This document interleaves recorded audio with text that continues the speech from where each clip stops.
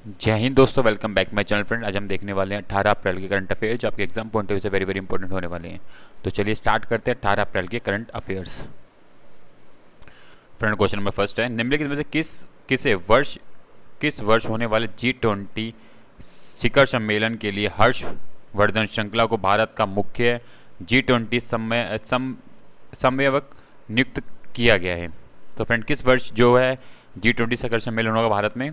तो right answer होगा option B 2023। ठीक है, 2023 जो है उस 2023 वाले टाइम भारत के अंदर शिखर सम्मेलन होगा G20 का, जिसका समन्वयक किसको नियुक्त किया गया है?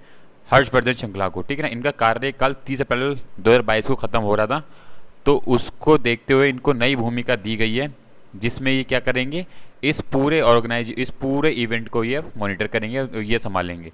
ठीक है, तो इंपॉर्टेंट है, याद रखना है आपको। श्रृंखला 30 अप्रैल 2022 को सेवानिवृत्त होंगे। विदेश सचिव नामित VM कात्रा को प्रभार सौंपेंगे, जो वर्तमान में नेपाल में भारत के राजदूत हैं। G20 के शेरपा भारतीय वाणिज्य मंत्री पीयूष गोयल बने रहेंगे। ठीक है, तो इंपॉर्टेंट है, याद रखना। ठीक है, G20 बाली शिखर सम्मेलन 2022 में होने वाला है। ठीक है, उसके बाद 2022 G20 राष्ट्रीय अध्यक्षों और सरकार के शिखर सम्मेलन की 17वीं बैठक है, जो 15 और 16 नवंबर 2022 को इंडोनेशिया में होगी। ठीक है, तो इंपॉर्टेंट याद रखना इस चीज़ को। बाकी ये जो 2023 में होगा भारत में, वो ये संभालेंगे हर्षवर्धन। ठीक है, ठीक है फ्रेंड, यहाँ पे कुछ G20 का परिचय दिया गया, सदस्य कितने देश हैं, सबके नाम लिखे गए, आपको पढ़ लेने के बाद ये। ठीक है ना, इंपॉर्टेंट है। फ्रेंड, क्वेश्चन नंबर सेकंड है, जनवरी को हराकर किस देश की महिला हॉकी टीम ने FHI जूनियर महिला हॉकी विश्व कप 2022 जीता है? तो फ्रेंड, वो कौन सी टीम बनी है?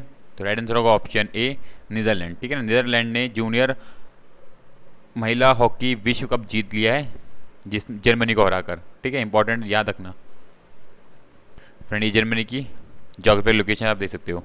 ठीक है, सॉरी, नीदरलैंड की। फ्रेंड, क्वेश्चन नंबर थर्ड है, किस राज्य सरकार ने पूर्व सैनिकों और युवाओं के लिए हिम प्रहारी योजना शुरू की है? फ्रेंड, तो आपको इसे पता होगा, ये किस राज्य के मंत्री हैं? ठीक है, तो उत्तराखंड सरकार ने हिम प्रहारी योजना शुरू की है, जिसमें क्या होगा कि जो पूर्व सैनिक होंगे, जो युवाएं होंगे, उनको योजना शुरू की गई। इस योजना में क्या अंतर्गत राज्य सीमा से लगे क्षेत्रों में पूर्व सैनिकों को बसाने की प्राथमिकता दी जाएगी। और इस योजना का उद्देश्य है कि जो लोग प्रवास करके बाहर जा रहे हैं उत्तराखंड को छोड़ के, वो राज्य के अंदर रहते हुए अपने कार्य, अपने प्रवास को आगे बढ़ाएं। तो इंपॉर्टेंट है, हिम प्रभारी योजना उत्तराखंड सरकार द्वारा चलाई गई है। ठीक है फ्रेंड, क्वेश्चन नंबर फोर्थ है, भारत किस वर्ष स्ट्रीट चाइल्ड क्रिकेट विश्व कप का मेजबानी करेगा? फ्रेंड, तो किस वर्ष करेगा? ऑप्शन बी 2023 में। ठीक है, 2023 में Bharat street child cricket world cup की मेजबानी करेगा। Street child United of save the children India द्वारा आयोजित स्ट्रीट चाइल्ड क्रिकेट विश्व कप 16 देशों की 22 टीमों का भारत में स्वागत करेंगे। ठीक है ना, तो 2023 में भारत स्ट्रीट चाइल्ड क्रिकेट विश्व कप का मेजबानी करेगा। फ्रेंड, क्वेश्चन नंबर फिफ्थ है, किसने अप्रैल 2022 में टाटा डिजिटल के अध्यक्ष के रूप में कार्यभार संभाला है? तो फ्रेंड, राइट आंसर होगा ऑप्शन बी N चंद्रशेखर ने। ठीक है ना, इन्होंने इस टाटा डिजिटल का कार्यभार संभाला, जिसकी स्थापना 2019 में की गई थी। ठीक है ना, तो टाटा सन्स के कार्यकारी अध्यक्ष हैं ये N चंद्रशेखर ने औपचारिक रूप से टाटा डिजिटल के अध्यक्ष के रूप में कार्यभार संभाला है। तो इंपॉर्टेंट है, याद रखना, अगले 5 वर्षों तक कार्य करेंगे, तो अब ये इसको संभालेंगे। फ्रेंड, क्वेश्चन नंबर 6 है, किस राज्य के मुख्यमंत्री ने FIH सीनियर पुरुष हॉकी विश्व कप 2022 के लोगों का अनावरण किया है? तो किस राज्य सरकार ने किया है, किस राज्य के मुख्यमंत्री ने किया है? तो फ्रेंड, राइट आंसर होगा ऑप्शन डी नवीन पटनायक। ठीक है ना, उड़ीसा के मुख्यमंत्री नवीन पटनायक ने 14 अप्रैल 2022 को भुवनेश्वर के कलिंग स्टेडियम में FIH सीनियर पुरुष हॉकी विश्व कप 2022 के लोगों का अनावरण किया है। राज्य 13 से 29 जनवरी 2023 तक भुवनेश्वर और राउरकेला दोनों में टूर्नामेंट का आयोजन करेगा। उड़ीसा 2018 के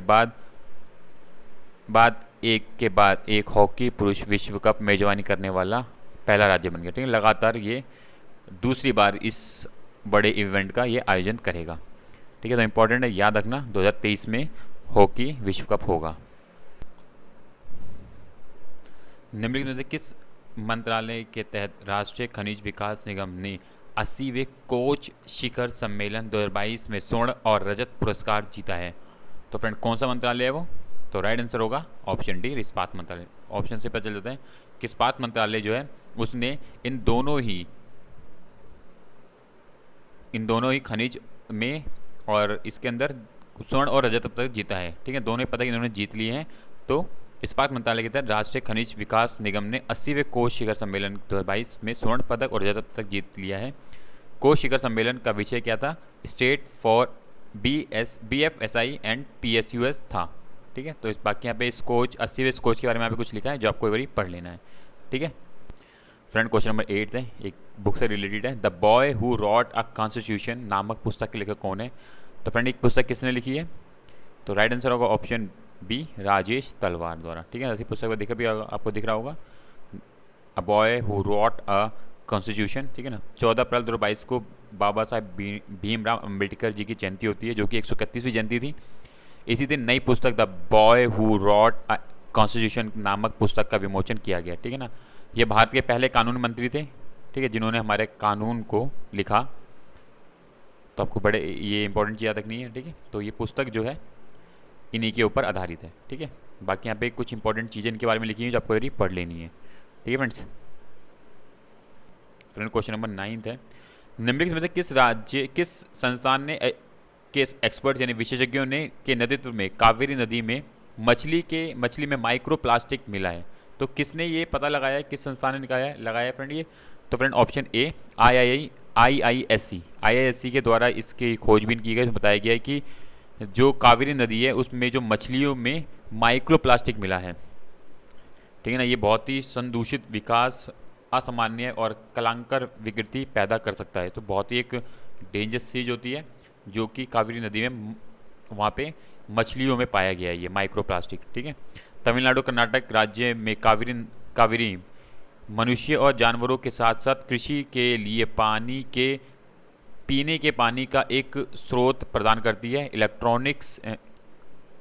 इलेक्ट्रोलॉजी एंड एनवायरमेंटल सेफ्टी वह प्रकाशन है जहां शोध प्रकाशित हुआ है। तो मतलब इंपॉर्टेंट है, क्योंकि देखो इन नदियों के अंदर अगर इस तरह की चीज़ें पाई जाएंगी, क्योंकि इससे सभी लोग का यूज़ होता है, सभी लोग इसे यूज़ करते हैं। अगर इस तरह की चीज़ें अगर नदियों के अंदर मिलेगी तो ये बहुत डेंजरस सिचुएशन हो सकती है। तो इसका जल्दी से जल्द कुछ ना कुछ सोल्यूशन निकालना पड़ेगा और आगे इसकी सही से खोजबीन करनी पड़ेगी ये कि किस तरीके की चीज़ें वहाँ पे क्यों और कहाँ से आ रही हैं ये। ठीक है। तो कावेरी नदी में अगर क्वेश्चन आ जाए तो कहाँ पे मिला ये? कावेरी नदी के अंदर ये।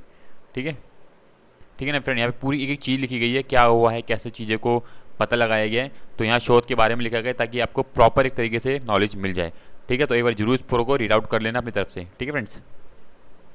क्वेश्चन नंबर 10 है, इंपॉर्टेंट क्वेश्चन है। निम्नलिखित में से किसने हाल ही में देश के छात्रों को एक साथ 2 डिग्री करने की अनुमति दे दी है? फ्रेंड कौन सा मंत्रालय है जिसने ये कार्य करने के लिए दे दिया है? तो फ्रेंड ऑप्शन ए, विश्वविद्यालय अनुदान आयोग। ठीक है ना। विश्वविद्यालय अनुदान आयोग ने अब 2 विषयों में या अलग अलग विषयों में या एक ही विषयों में आपको 2 डिग्री एक साथ करने की अनुमति दे दी है। तो अब बच्चा अब 2 डिग्री एक साथ कर सकता है। ठीक है, इंपॉर्टेंट है। देश के छात्रों को 2 मास्टर कार्यक्रम, एक डिप्लोमा, एक यूजी कार्यक्रम या 2 स्नातक कार्यक्रम चुनने की अनुमति होगी। छात्र PG UG प्रोग्राम के लिए भी अनुवेदन कर सकते हैं। तो इंपॉर्टेंट है, अगर आपको UG साथ PG करनी है, अगर आप पहले से किसी फील्ड में करना चाहते हो तो आप इजीली अब एक साथ 2 डिग्रियां कर सकते हो। ठीक है, तो ये अनुमति किसने दी है? विश्वविद्यालय अनुदान आयोग ने। ठीक है फ्रेंड, पहल का उद्देश्य क्या है इसका कार्यक्रम? तो इस ऑब्वियसली लोगों को ज़्यादा से ज़्यादा पाठ्यक्रम, कला, विज्ञान और व्यावसायिक और शैक्षणिक धाराओं के बीच अलगाव को ख़त्म करने के लिए शुरू किया गया है। ठीक है ना। इन तरह की चीज़ें कि ज़्यादा से ज़्यादा लोगों की नॉलेज पर्टिकुलर सेक्शन से हट के दूसरे नए सेक्शन में बढ़े, इंपॉर्टेंट होता है। कोई अपनी मास्टर किसी पर्टिकुलर फील्ड में करता है, फिर उसको चाहता है कि मैं इसमें भी कर सकता हूँ, तो उस जगह पे भी जाके कर सकता है। ठीक है, तो इंपॉर्टेंट है, याद रखना अब 2 में आप अपनी डिग्री कर सकते हो एक साथ। ठीक है, तो फ्रेंड ये 10 क्वेश्चन थे इंपॉर्टेंट आपके एग्जाम पॉइंट ऑफ व्यू से। फ्रेंड इसी तरह की वीडियो के लिए चैनल को subscribe and bell icon click करें ताकि आपको time to time important update मिलती रहे। सो फिर thank you for watching my video friend, thank you, bye bye.